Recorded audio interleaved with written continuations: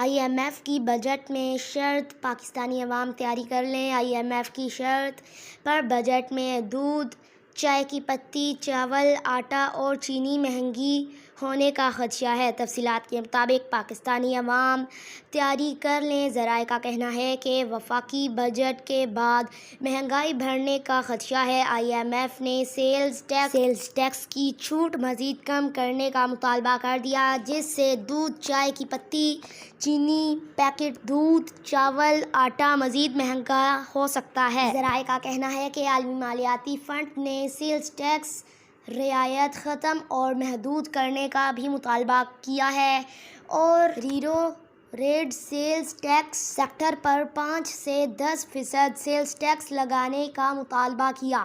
عالمی مالیاتی فنڈ کا دباؤ کہ فٹا اور پٹا میں ٹیکس کی چھوٹ 30 جون کو ختم کر دی جائے گی، جس کے بعد فٹا اور پٹا میں کھلی چائے پتی پر سیلز ٹیکس عائد کیا جا سکتا ہے۔ آج کے لیے اتنا ہی۔ مزید ایسی معلوماتی ویڈیو دیکھنے کے لیے ہمارے چینل کو سبسکرائب کریں۔